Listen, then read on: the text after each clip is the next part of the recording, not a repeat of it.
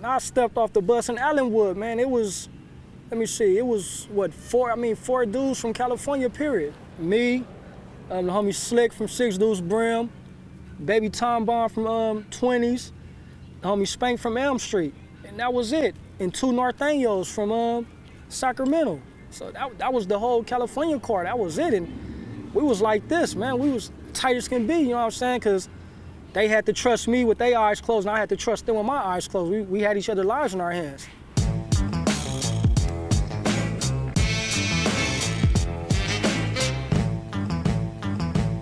If you're in a California yard, it's ran pretty much, the politics is just like dealing on a state level. You got the Southsiders, you got the Norteños, you got the Bloods, you got the Crips, you got the up north card, the BGF.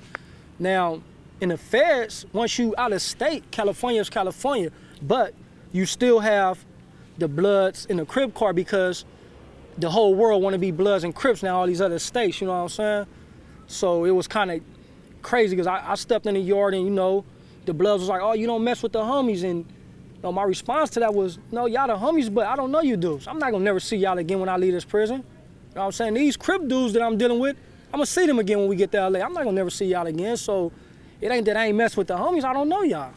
One thing I learned, man, you got gangsters, killers, hustlers, and money getters everywhere you go, not just where I'm from. And that was something that I had to open my eyes to see, you know what I'm saying? Because I didn't want to deal with nobody that wasn't affiliated with the Bloods, you know what I'm saying, wasn't from LA. But once I started mingling and meeting other dudes, like, okay, man, there's killers and stuff everywhere, not just where I'm from. One of my cellies was, man, my boy About, man, from New York, the dude that actually shot 50 Cent up, you know what I'm saying? We were cellies for 2 years straight, man, you know what I'm saying? Good dude out of New York, man. You know what I'm saying? So, McGriff, Kenneth McGriff, you know what I'm saying? I ain't walked the yard with Big Meech's brother at Southwest T, man. I ain't walked the yard with some pretty high profile dudes, you know what I'm saying? But at that time, me, it was, okay, they who they is, but whatever, you know what I'm saying? I'm Tako, man. What's the release process like from the feds? I mean, it's not like you just, oh, I'm released and I'm coming straight home. You still gotta go to a halfway house, from halfway house to house arrest. I still had 5 years of probation I had to do where I'm talking about I got a call every morning between 3 and 5 o'clock a.m. to see if I gotta come drug test. Gotta go see the PO once a week, gotta go to all these bullshit ass classes I thought, you know, making me go see a psychologist and strengths and all this shit, you know what I'm saying? To see if I was fit to make it back into society. Was it helpful? I mean, I didn't need it because, you know, with me, my situation, I had a couple of stabbings, I had an assault on the guard, so it was more so, are you on drugs, what's driving you to do these things? But like I told them, y'all put me in a situation where I was forced to survive, you know what I'm saying? This is the thing how the feds work. Off every year, this is how the 85% is. Off every year, you actually only get 54 good days off. It's 365 days in a year. So in 2002, I had already lost all my good time already. It was a wrap. I had to do the whole sentence, but I ended up getting, the lawyer ended up contacting me and they gave me an insufficient ruling of counsel. Because like I said in the beginning, they wanted me to tell all my other 3 co-defendants to give me a deal. And by me not doing it, I ended up getting the max time that I was allowed to get.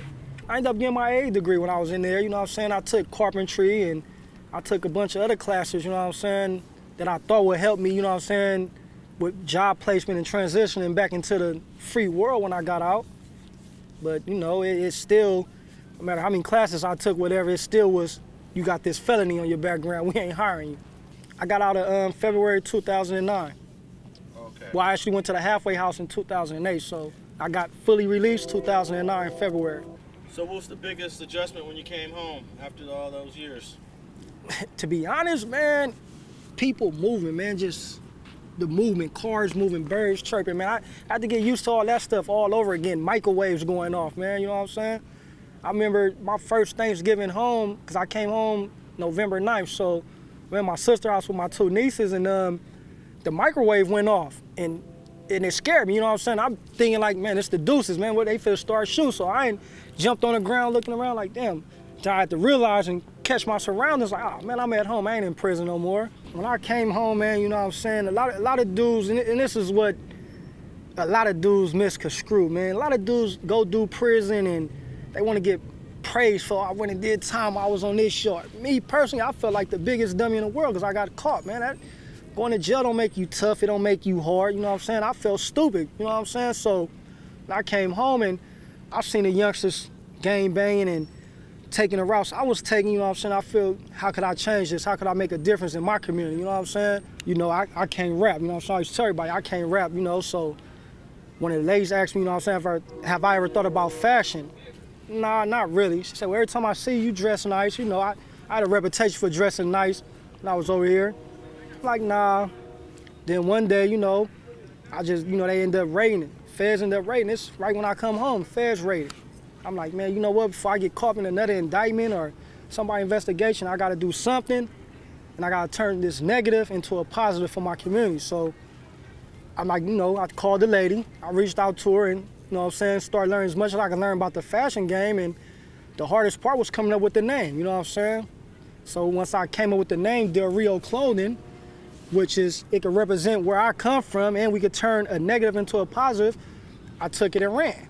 So I've been doing this for 3 years now, you know what I'm saying? I ain't gotten to the fashion scene, and it's been paying off for me. And, you know, my goal is to get at least one kid from this community or the inner city to college, you know what I'm saying? Stop them from making the mistakes that I made as a youth.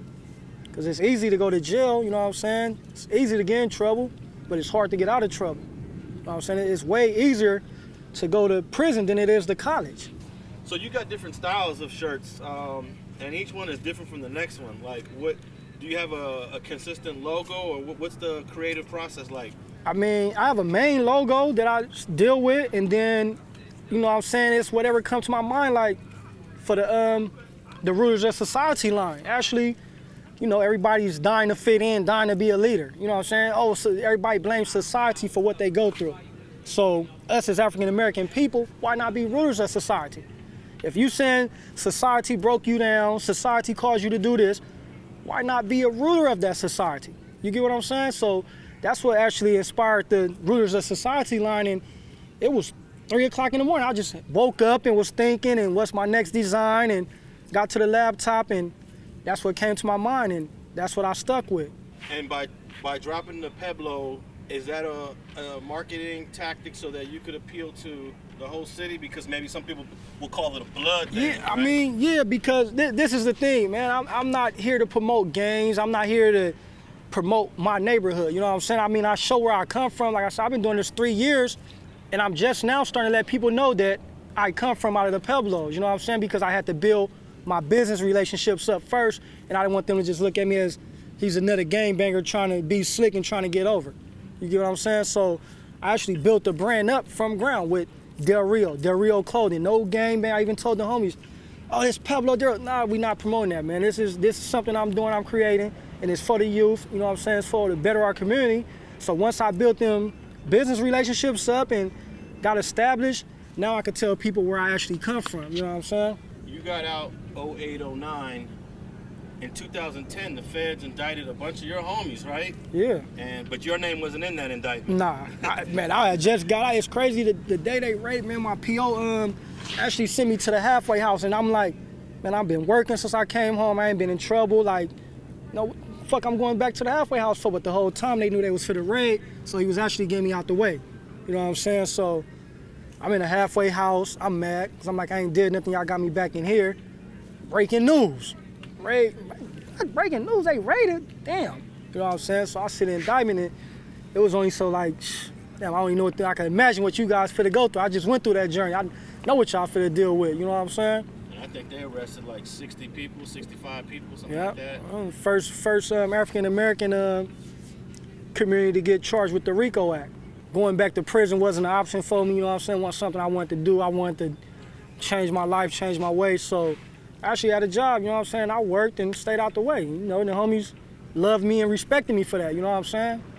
But it's easy to get your name pulled into one of these indictments because it's all phone calls, and there's got to be at least a dozen brothers that pretty much did almost close to nothing, the minimal, that got put in this indictment as well, you know? Yeah, I mean, unfortunately for me, you know what I'm saying, I had just came through that process and seen how they work, so I don't give my phone number out, I don't talk on the phones, and even if, you know, some people, you could not be talking about drugs and stuff, but Hey, look, man, even with my clothing company, hey, man, I need 100 shirts to send to New York.